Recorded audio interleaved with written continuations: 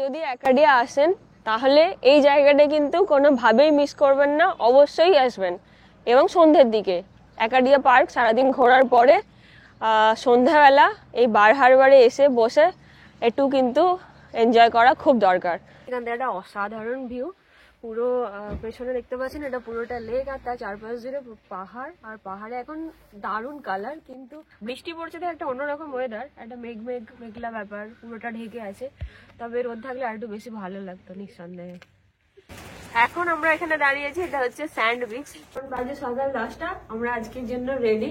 এখন আমরা সোজা যাব একাডিয়া ন্যাশনাল পার্ক। এই যে আমরা এখন আছি বাঙর, এখান থেকে আমরা আজকে যাব বার হারবার আর এই কাছাকাছি একাডিয়া। যদি আগের পর্বটি দেখে থাকেন তাহলে মনে আছে নিশ্চয়, আমরা যাত্রা শুরু করি আমাদের বাসা রকি হিল থেকে। মাঝে এক সুন্দর ঐতিহাসিক শহর পোর্টল্যান্ড দেখে কাল রাতে আমরা পৌঁছাই আমাদের হোটেল ভ্যাকেশন ল্যান্ড ইনে। আজ সকাল সকাল বৃষ্টিকে মাথায় নিয়ে আমরা বেরিয়ে পড়লাম আমাদের গন্তব্য একাডিয়া ন্যাশনাল পার্ক। বৃষ্টি পড়ছে, ওয়েদার খুব একটা ভালো না, কিন্তু আমাদের জোশ প্রচুর আছে। এখানে সুন্দর ছবি দেওয়া আছে রাস্তাটা, জায়গাটা কিন্তু এতটাই সুন্দর, খালি বৃষ্টি পড়ছে বলে অতটা এনজয় করতে পারছি না। আমরা এখন এখানে আছি, এখানে অনেকগুলো পন্ড আছে, জর্ডন পন্ডটাই ফেমাস। এই ফেমাস পন্ডে আমরা যাব। গাড়ি পার্কিং থেকে এই রাস্তা ধরে সোজা হেঁটে গেলে 5 মিনিট পরেই আমরা পৌঁছাবো জর্ডান পন্ড। এত সুন্দর জায়গা, কিন্তু প্রচন্ড জোরে বৃষ্টি হচ্ছে। এখন আমরা দাঁড়িয়ে আছি জর্ডান পন্ড, দারুণ সুন্দর, আর ফল কালারও খুব সুন্দর এসছে, কিন্তু আমি দেখাতেই পারছি না, ছাতা দিয়ে আড়াল করে রেখেছি কারণ প্রচন্ড জোরে বৃষ্টি হচ্ছে। একাডিয়া ন্যাশনাল পার্কের ভেতরে অনেক কটা ছোট ছোট পয়েন্ট আছে যেগুলো কিন্তু গাড়ি করেই ট্রাভেল করতে হবে। তার মধ্যে আমরা এসে পড়েছি আমাদের প্রথম পয়েন্ট জর্ডান পন্ড। এটা কিন্তু অসাধারণ আর হাইকিং করার জন্য বেস্ট। এই যে লেকটা দেখছেন, এই চারপাশ জুড়ে সবাই কিন্তু হাইকিং করে। অসাধারণ সুন্দর ফল কালার আর এই লেকের দারুণ একটা ভিউ পাওয়া যায়। আমরা কিন্তু হাইকিং করিনি কারণ আমাদের পক্ষে এই বৃষ্টি ভিজে হাইকিং করা একদমই সম্ভব ছিল না। পরের দিকে আরও জোরে বৃষ্টি শুরু হয় এবং আমরা প্রায় ভিজেই গেছিলাম। তবে অনেক মানুষ কিন্তু এই ওয়েদারেও হাইকিং করছিল। যদি আপনি একাডিয়া এসে থাকেন তাহলে কিন্তু এই পয়েন্টটি একদম মিস করবেন না, অসম্ভব সুন্দর একটা জায়গা। চলুন এবার আমরা যাব আমাদের সেকেন্ড পয়েন্ট স্যান্ড বিচ। এই পুরো একাডিয়া ন্যাশনাল পার্ক প্রায় 47,000 একর জুড়ে। শুধুমাত্র ডেস্টিনেশন পয়েন্টগুলোই না, পুরো জার্নিটাই খুব সুন্দর। জঙ্গলের ভেতর দিয়ে যাচ্ছি পাহাড়ি রাস্তায়, এবং নিচে দারুণ সুন্দর লেক আর তার চারপাশে অসাধারণ ফল কালার। তাও আমরা পিক সিজনে পৌঁছাইনি, তার আগেই এত সুন্দর ছিল। যখন পিক হয় তখন আর কোনো গাছই সবুজ থাকে না।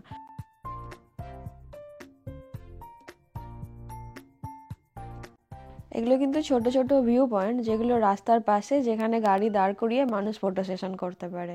আমাদের মনে হচ্ছিল প্রত্যেকটা ভিউ পয়েন্টেই দাঁড়াই, প্রত্যেকটাই খুব সুন্দর।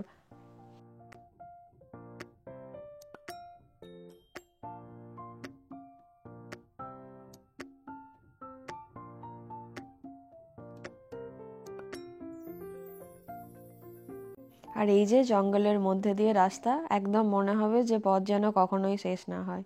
এবার আমরা পৌঁছাবো আমাদের সেকেন্ড পয়েন্ট স্যান্ড বিচ। যারা নিজেরা ড্রাইভ করে আসতে পারেনি বা যারা ইন্টারন্যাশনাল ট্যুরিস্ট, তাদের জন্য কিন্তু এই বাস পরিষেবা আছে। এই বাসগুলো একাডিয়া ন্যাশনাল পার্কের বিভিন্ন পয়েন্টে নিয়ে যায়।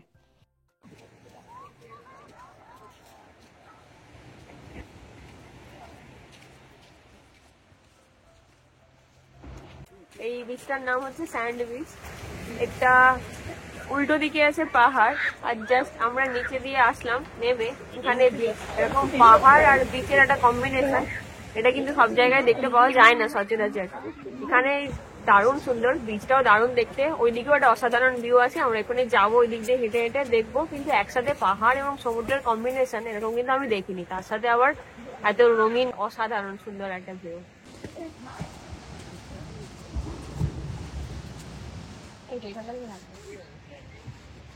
দেখুন এখান থেকে দারুণ পুরো এই যে পাহাড়, ওর পাশ দিয়ে আমরা পুরো আসলাম গাড়ি চালিয়ে, ওপরে পার্কিং করেছি, আর এখন নিচে সি বিচ। দারুণ সুন্দর।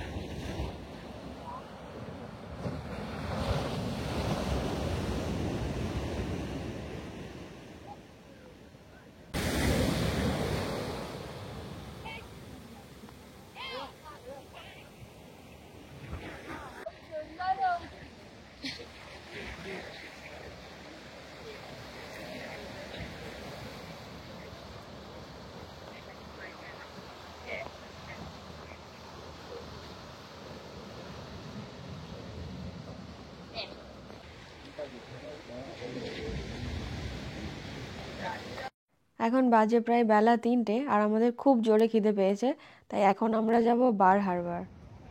এই যে দেখুন সমুদ্রের পাড়ে পাড়ে এখানে কিন্তু হাঁটার রাস্তাও ছিল, যদিও আমরা হাঁটিনি, তবে গাড়ি থামিয়ে কিছুক্ষণ বসে জায়গাটা সুন্দর উপভোগ করলাম। অনেকেই কিন্তু হেঁটে হেঁটে যাচ্ছিল। আর এই যে দেখুন দূরে ওই যে বিচ, একটু আগে আমরা ওখানেই ছিলাম, ওটার নামই স্যান্ড বিচ। ওখান থেকেই আমরা পাহাড়ের ওপর দিয়ে এগিয়ে এসেছি আরো কিছুটা।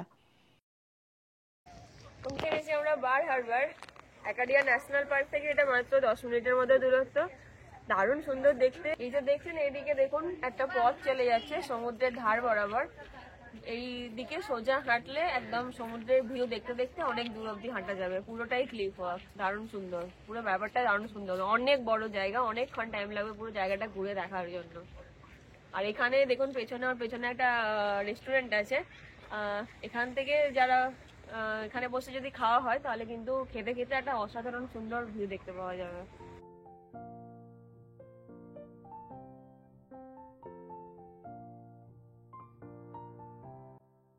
जाओगे बोट पे?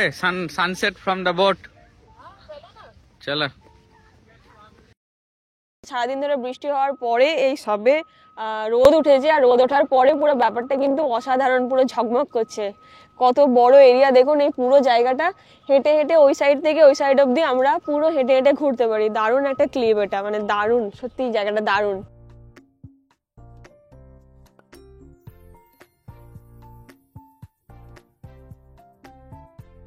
আমার পেছনে দূরে এটা কিন্তু ক্রুজ, দারুণ দেখতে লাগছে এখান থেকে। জানি না ঠিক কোথা থেকে ছাড়ে এবং কি ব্যাপারটা, এখনো অবধি আমরা বিস্তারিত জানি না। আর এই ছোট ছোট আইল্যান্ডগুলো দেখছেন জলের মধ্যে, ওগুলোতে নামা যায় না। আমরা জিজ্ঞেস করলাম যে ওগুলোতে যাওয়ার কোনো উপায় আছে নাকি, সেরকম কিছু উপায় নেই। এখান থেকে অনেক বোট ছাড়ে, সেগুলো চারপাশে ঘুরিয়ে 1-1.5 ঘন্টার মতো সমুদ্রের মধ্যে ঘুরিয়ে আবার ফেরত নিয়ে আসে। ওই জায়গাগুলোতে নামার কোনো উপায় এখনো অবধি নেই, ওগুলো পুরোটাই জঙ্গল এবং ডেজার্টেড এরিয়া। আর বাকি দারুণ দেখুন, প্রচুর ছোট ছোট বোটও আছে আর বড় বোটও আছে যেগুলো ছাড়ছে, কিন্তু আমরা আসতে দেরি করে ফেলেছি। 4:30 অবধি লাস্ট টাইম, তো আমাদের যেহেতু আসতে দেরি হয়ে গেছে তাই জন্য আর ছাড়বে না। যদি ক্রুজে যাওয়ার ইচ্ছা থাকে তাহলে আমাদেরকে 3:45 লাস্ট টাইম, তার মধ্যে এসে রেডি হয়ে যেতে হবে। আর টিকিট কাটার জন্য কিন্তু ওরা বললো অনলাইনেও কাটা যায় বা এমনিও কাটা যায়, কিন্তু চাইলে এখানে এসেও কাটা যায়, কোনো অসুবিধা নেই। কিন্তু 3:45-এর আগে এখানে এসে পৌঁছাতে হবে। তো আমরা আজকের মতো দেরি করে ফেলেছি, কারণ আমরা আজকে সারাদিন ধরে একাডিয়া করেছি, অনেক কটা পয়েন্ট গেছি, সেজন্য আমরা আর ক্রুজ ধরতে পারিনি আজকে। কিন্তু যদি আমাদের কালকে সময় থাকে, আমরা আজ রাতেও এই জায়গাতেই থাকবো। আমাদের হোটেল এখান থেকে আরো 1 ঘন্টা মতো, 1 ঘন্টা না 40 মিনিট মতো দূরে আছে। তো যদি সম্ভব হয় কালকে আমরা আবার এখানে আসবো, ক্যাডিলাক মাউন্টেন যাব। সম্ভব হলে আমরা এই বার হারবারে এসে এখানে একটা ক্রুজ ট্যুরও নিতে পারি। দেখা যাক কি হয় কালকের জন্য। আজকের দিনটা কিন্তু দারুণ কাটলো, দারুণ মানে দারুণ।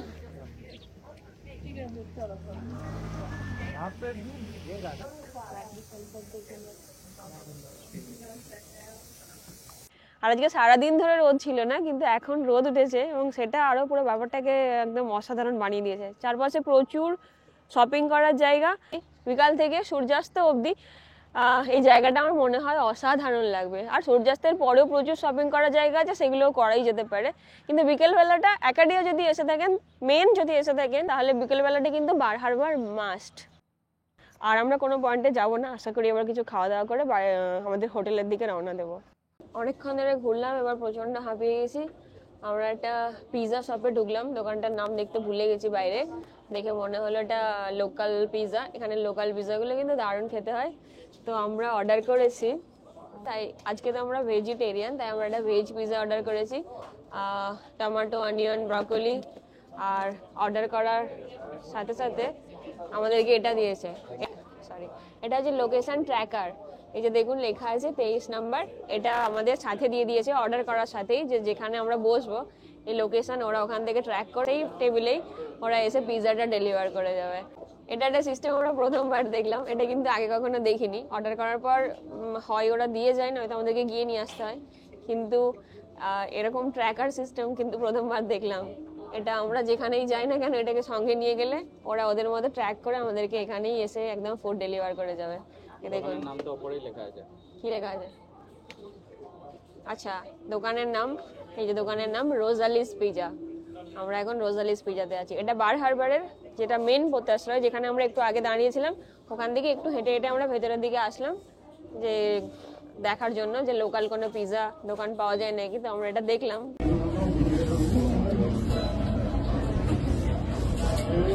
এসে গেছে আমাদের পিজা, প্রচন্ড গরম, এখন আর ওয়েট করতে পারছি না। আমরা একটা বাইট দিয়ে বলছি এটা কেমন খেতে। এখানে লোকাল পিজা সাধারণত দারুণ খেতে হয়, এটা টেস্টটা খেয়ে বলছি। কিছু শোনা যাবে,